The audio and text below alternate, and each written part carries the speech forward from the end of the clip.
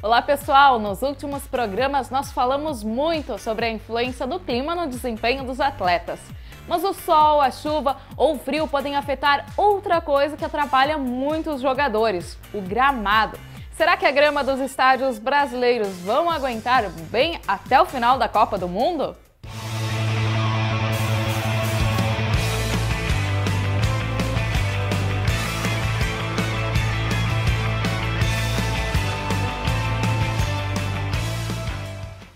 Se tem algo que é fundamental para um bonito jogo de futebol, é o gramado. Aquele tapete verdinho faz toda a diferença na hora de uma arrancada, de um drible ou até mesmo de uma defesa.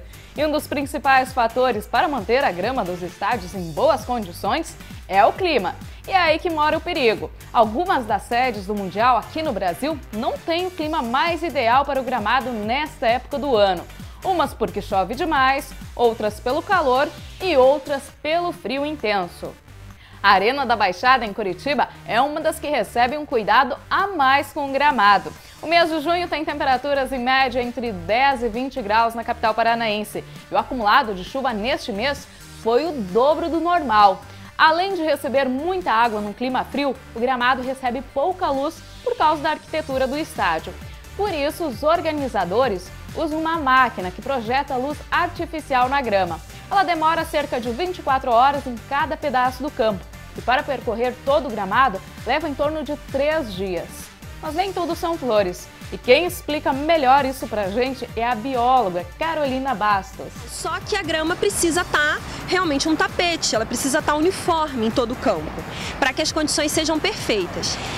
Em algumas áreas das arenas, você tem um sombreamento do gramado e esse sombreamento acaba criando uma iluminação desigual desse gramado. Então você tem uma alta taxa de fotossíntese onde o sol bate e uma baixa taxa de fotossíntese onde ele não bate.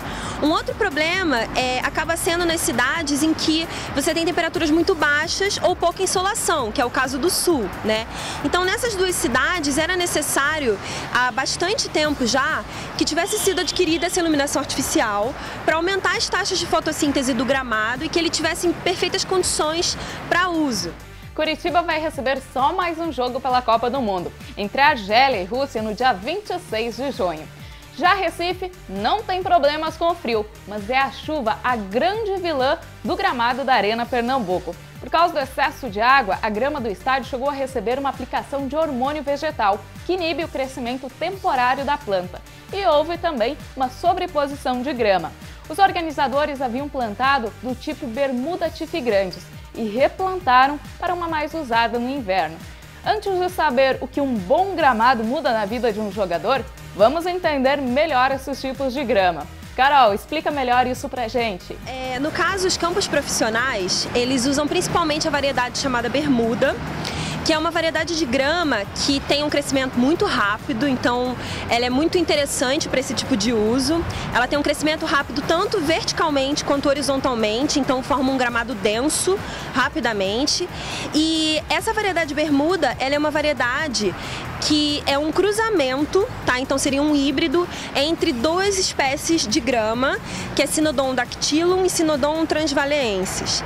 E essas duas espécies, elas não são nativas do Brasil, mas elas são originárias da África. Então, como a gente tem climas muito parecidos, elas se adaptam muito bem aos climas brasileiros. E elas também são bastante resistentes a pisoteio. Então, rapidamente, depois de um dano causado a esse gramado, ele vai se recuperar muito rapidamente e eles aguentam temperaturas, um bom gramado, bem cuidado, de até 40 graus Celsius. E para finalizar, o No Clima do Esporte de hoje tem uma participação mais do que especial. Para entender as dificuldades que um jogador pode encontrar por causa do campo, nós fomos conversar com o pentacampeão com a seleção brasileira, Denilson Show. Fala aí, Denilson.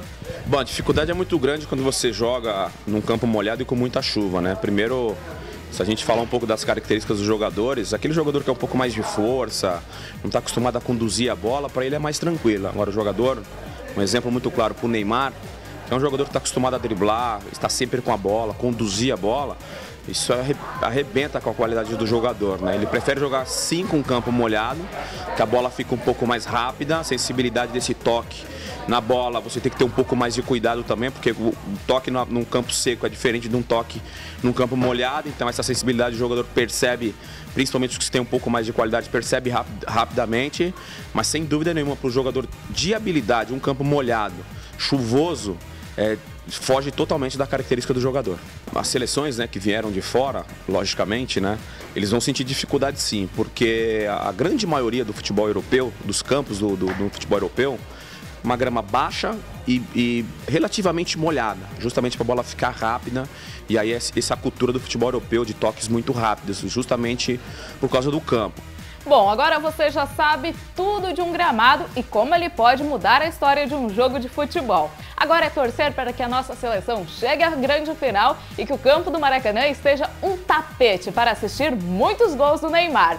A minha previsão é que o Neymar faça pelo menos 2 gols. E é claro, o Fred também vai desencantar e vai fazer um golzinho. Vamos torcer muito pela nossa seleção até a final do Mundial. O No Clima do Esporte fica por aqui, mas você já sabe, na semana que vem tem muito mais informações sobre clima e Copa do Mundo. Eu espero você. Até lá! A gente abordou aqui no programa as variações de tempo que as seleções encontrarão durante o Mundial, principalmente porque as cidades são distantes umas das outras. Mas as sedes do Nordeste e do Norte do país têm algo em comum. Nesta época do ano, mesmo próximo do inverno, faz muito calor por lá. Além disso, chove muito, o que aumenta